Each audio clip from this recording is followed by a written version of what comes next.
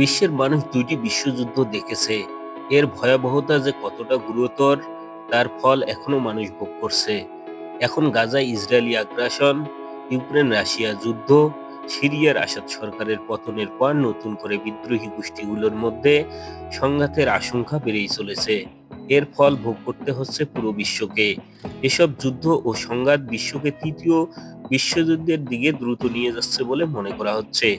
এই ভিডিওতে তৃতীয় বিশ্বযুদ্ধ শুরু হওয়ার বিষয়গুলো নিয়ে আলোচনা করা হবে। পশ্চিমা বিশ্বের সমর্থনে ফিলিস্তিনি ভূমিতে তৈরি হয়েছিল ইসরায়েল নামক একটি ক্যান্সার রাষ্ট্রের। এই রাষ্ট্রটি জন্মলগ্ন থেকেই দখলদারিত্ব মনোভাব নিয়ে ফিলিস্তিনের ভূমি দখল করে নিয়ন্ত্রণ নিয়ে নেয় এবং দিন দিন এর দখলদারিত্ব বাড়ছে। ফলে ওই অঞ্চলে স্বাধীন ফিলিস্তিনি রাষ্ট্র প্রতিষ্ঠার জন্য অনেকগুলো সশস্ত্র বিদ্রোহী সংগঠন গড়ে উঠেছে। মূলত ইসরায়েলের সঙ্গে এই সশস্ত্র বিদ্রোহী সংগঠনগুলোর প্রতিনিয়ত যুদ্ধ ও সংঘাত লেগেই আছে। ইসরায়েল ও ফিলিস্তিনি সংকট দিন দিন আরো বেশি সংঘাতময় ও ধ্বংসাত্মক হয়ে উঠছে। ফলে এই যুদ্ধ ও সংঘাত মধ্যপ্রাচ্যকে একটি বড় যুদ্ধের দিকে ঠেলে দিচ্ছে। বিদ্রোহীরা আসাদ সরকারকে উৎখাতের পরের দিনেই গোলানের বাফার জোন অর্থাৎ যেখানে জাতিসংঘ শান্তিরক্ষীরা ছিল সেখানে নিজেদের সৈন্যদের প্রবেশ ঘটিয়ে ছবি প্রকাশ করে ইসরায়েল।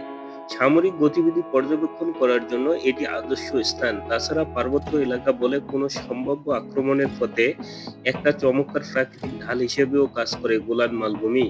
অপরদিকে অন্তর্বর্তী সরকার ও সিরিয়ার বিদ্রোহী গ্রুপগুলোর অধিকাংশই ইসরায়েলের এই আগ্রাসনের বিরুদ্ধে রুখে দাঁড়ানোর জন্য যুদ্ধ ও সংঘাতে লিপ্ত হবে।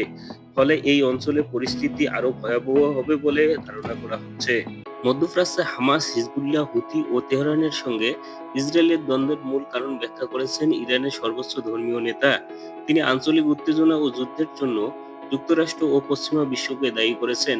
তিনি বলেন, তারা মিথ্যাভাবে দাবি করে যে তারা এই অঞ্চলে শান্তি ও স্থিতিশীলতা নিয়ে এসেছে।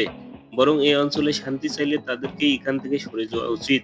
তারা যদি এই অঞ্চলে তাদের অপতৎপরতা বন্ধ করে তাহলে নিঃসন্দেহে এসব সংঘাত সম্পূর্ণরূপে দূর হয়ে যাবে এবং এখানকার মানুষ শান্তি ও নিরাপত্তার সঙ্গে বসবাস করতে পারবে। তিনি ইসরায়েলে আরও একটি বড় হামলার হুমকি দিয়েছেন। অপরদিকে ইসরায়েলও ইরানে হামলার হুমকি দিয়েছেন এবং ইরানি হামলার বিপক্ষে তীব্র নিন্দা জ্ঞাপন করেছেন। ইসরায়েল এবং ইরানের এই দ্বন্দ্ব মধ্যপ্রাচ্যকে অশান্ত করে তুলেছে। ফিলিস্তিনি সংকট ও গোলান মালভূমিকে কেন্দ্র করে সিরীয় অঞ্চলে যে নতুন করে সংঘাতের সৃষ্টি হবে তা মধ্যপ্রাচ্য ও পুরো পৃথিবীকে দুই ভাগে বিভক্ত করবে। এর ফলে আরব দেশগুলো এবং আন্তর্জাতিক শক্তিসমূহের মধ্যে উত্তেজনার সৃষ্টি হবে।